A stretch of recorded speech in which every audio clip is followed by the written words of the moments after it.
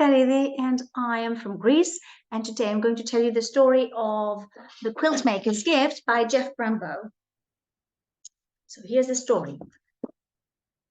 There was once a quilt maker who lived in a house up high in the mountains, and every single person could not recall a time when she was not up there, sawing away, day after day, sawing away. Here and there, and wherever the sun warmed the earth. It was said she made the prettiest quilts anyone had ever seen. Oh my God, and the colors she used, you wouldn't believe it. The blues seemed to come from the deepest parts of the ocean, and the whites from the mountains, and the snow tops of the mountains, and the greens and the purples from the wildflowers in the valleys, and the reds, the oranges, and the pinks from the most wonderful sunsets.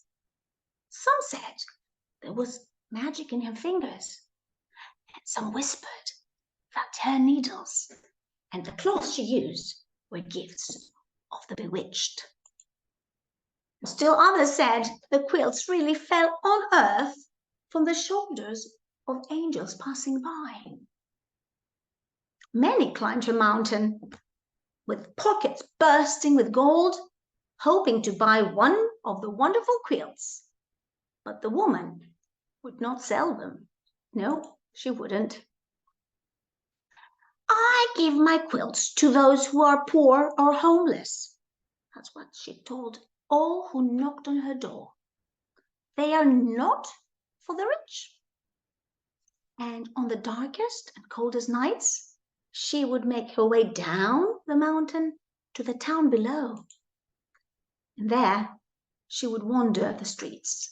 And when she came upon someone sleeping outside in the chill, she would take a quilt from her bag, wrap it around the shivering shoulders of that person, and then she tiptoed away, and nobody had seen her.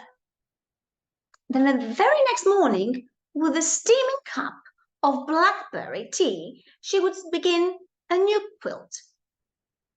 Now, at this time, there also lived a very powerful and greedy king who liked nothing better than to receive presents. The hundreds of thousands of beautiful gifts he got for Christmas and on his birthday were never enough for him. So a law was passed that the king would celebrate his birthday not once, but twice a year. Yes, this can be done if you're a king. And when that still wasn't enough, he ordered his soldiers to search the kingdom for those few people who had not yet given him a gift. And over the years, the king had come to own almost all of the prettiest things in the world. Throughout the castle, from top to bottom, in drawers, on the shelves, in boxes and in trunks, and in closets and sacks, all of the king's countless things were stashed. There were things that shimmered and glittered and glowed. There were things that were practical, some things that were mysterious and magical. So many things that the king actually kept a long list of all the lists of things he owned. And yet, with all these marvelous treasures to enjoy, the king never smiled. He was not happy at all. Somewhere there must be one beautiful thing that will finally make me happy, and I will have it. One day a soldier rushed into the palace with news about a magical quilt maker who lived in the mountains. And how is it that this person has never given me one of her quilts as a gift? The king said. She only makes them for the poor, Your Majesty, and she will not sell them for any amount of money, Your Majesty. Well, we shall see about that, Bring me a horse and 1,000 soldiers. And they set off in search of the quiltmaker.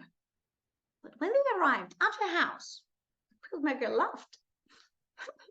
My quilts are for the poor and needy, and I can easily see that you are neither. I want one of those quilts.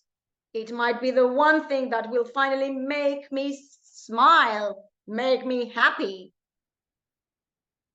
The woman thought for a moment. Make presents of everything you own, and then I will make a quilt for you. With each gift that you give, I will sew another piece. And when at last all your things are gone, your quilt will be finished. Give away all my wonderful treasures? That's impossible.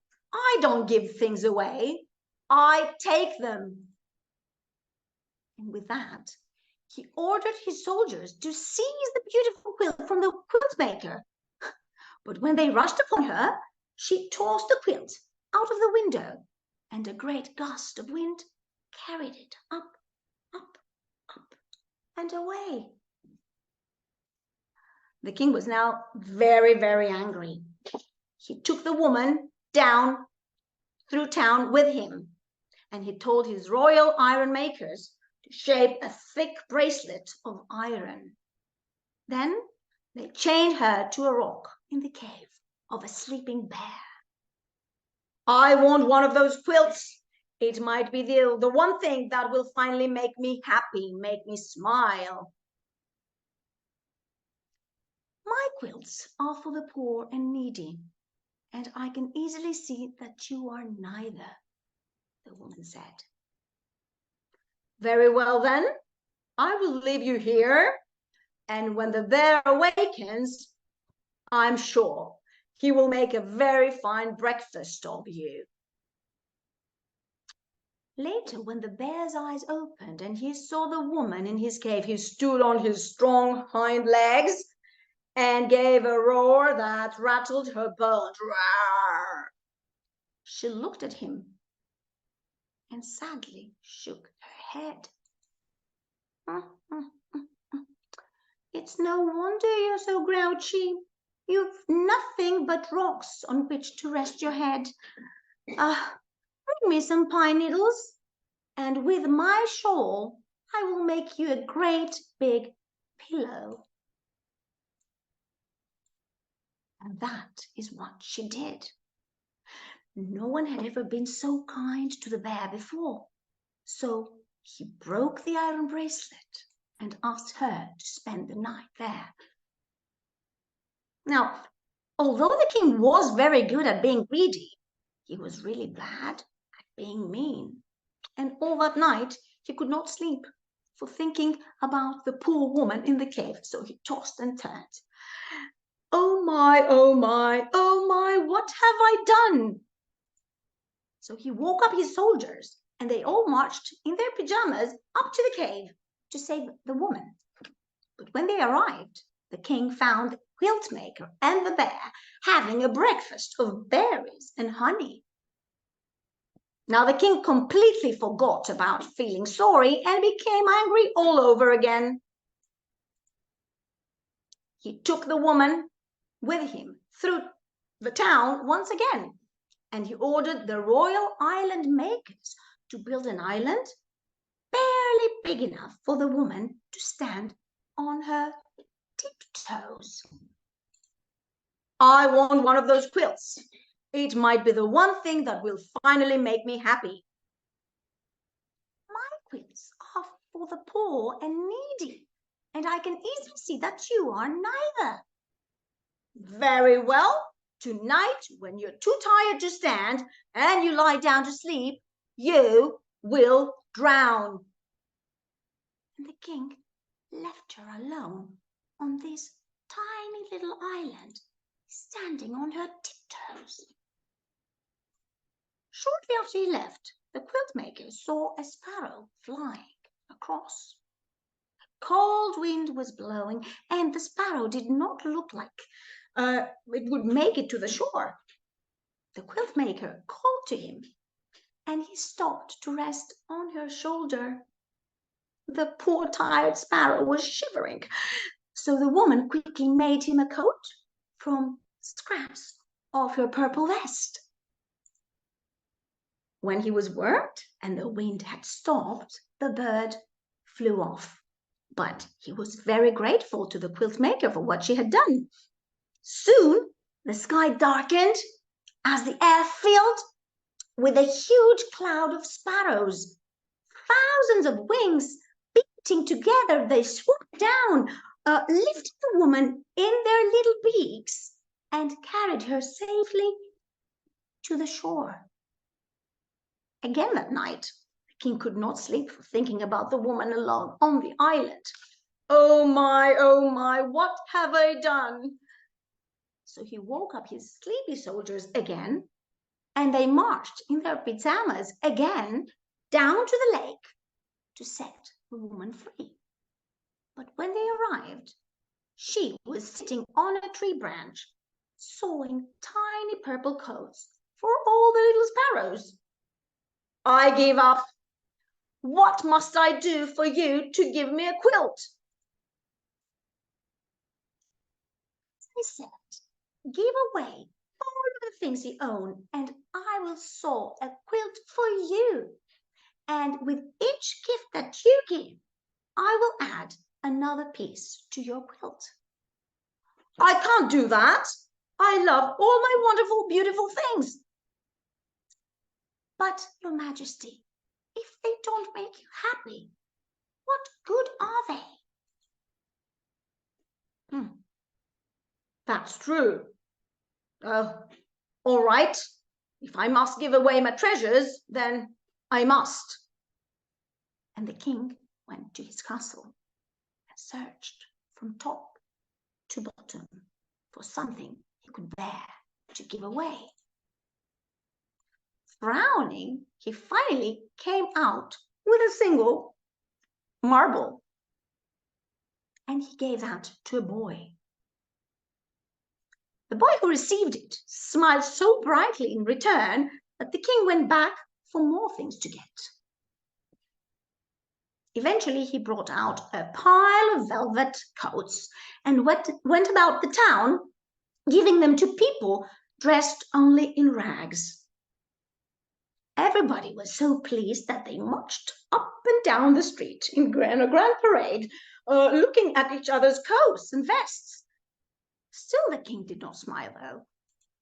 The next thing the king fetched was 100 Siamese cats and a dozen fish that were clear as glass. And he started giving them away. When the king had given away all the cats and the fish, then he ordered his merry-go-round with the real horses to be brought out. Children cried with delight and cheered his name, Your Majesty, the king. And just the smallest of smiles began to show on the king's face. The king looked about him and saw the dancing and all the happiness his gifts had brought. And a child took hold of his hand and pulled him into the dance. Come on, Your Majesty, dance with us, Your Majesty.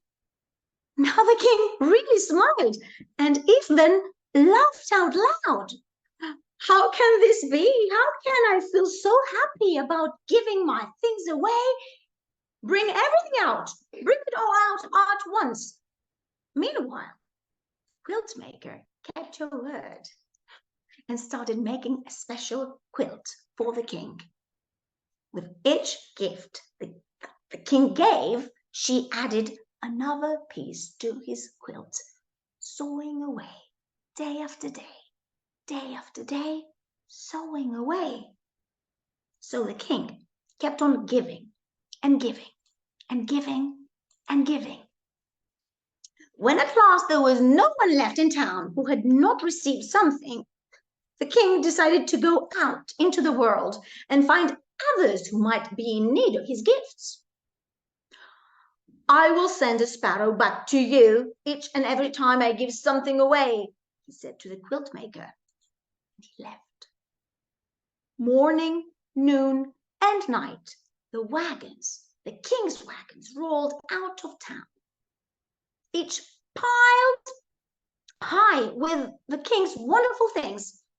And for years and years, messenger sparrows flew to the quiltmaker's window as the king slowly emptied his wagons, trading all his treasures for smiles around the world. On and on the quiltmaker worked, and piece by piece, the king's quilt grew more and more beautiful. She was sewing away, day after day, day after day, sewing away. Finally, one day, a very little sparrow flew into her window and sat on her needle. You must be the last messenger, aren't you, little sparrow? Let me put my final stitch in the quilt, and we can go down the mountain together in search of the king to give the quilt to him. And they did. Thank you. I will take it, but only if you accept a gift from me. There is one last treasure I have left, and I've kept it for you all these years. I have saved it just for you. And from his wagon, the king brought out, can you imagine? He brought out his throne. This is really comfortable and just the right thing for long days of sewing. Take it, old woman, this is for you. And from that day on, the king often came to the quiltmaker's house, up in the clouds. By day, the quiltmaker sewed the beautiful quilts she would not sell. And at night, the king took them down to the town. There he searched out for the poor and the homeless, never happier than when he was giving something away. That is the end of the story. Merry Christmas.